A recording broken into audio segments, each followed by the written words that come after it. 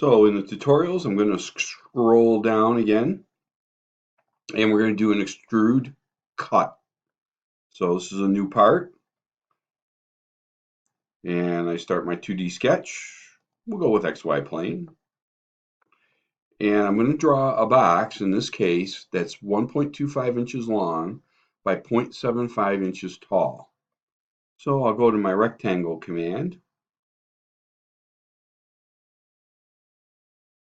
and I'll do a dimension for here for 1.25 inches by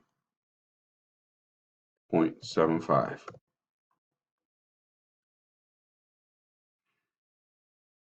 And then I'm going to extrude this box 1/2 inch. So I'm going to finish my sketch, do the extrude, and the distance is going to be 0.5, and hit enter. Once I have that done, I'm going to scroll down here. I'm going to create an equilateral triangle, so all sides are equal, on the front face of the rectangular solid, and we're going to place dimensions as shown in figure 11 right here.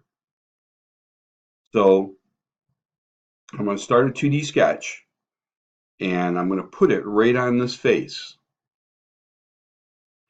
And then I'll use my Polygon Tool, and for size, number of sides, I'm going to change that to 3. I'm going to come out here, and I'm going to click, and I started too far up on the screen, so Polygon starts with 3. So I'm just going to click down there, and I'll put this in.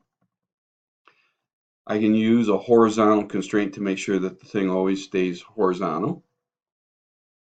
I'll put a dimension on here that they have on the part of 0.5. And then I'll dimension from the bottom of the triangle to the bottom of the box. That's going to be 0.2. And then from the point at the top to the edge, it's going to be 0.5. And now I've got the triangle drawn on here correctly. Now, I'm going to finish my sketch because I'm going to do a cut extrude. So I go to extrude, and profile is the first thing it wants to know, and it's going to be that triangle.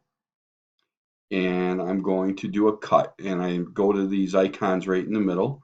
Second one down is cut, so it automatically knows to go to the back of the part. And instead of distance, I'm going to choose all, and I'm going to say OK. And that is a cut extrude.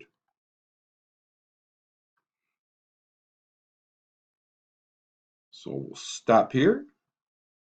Make sure you save this as cut extrude.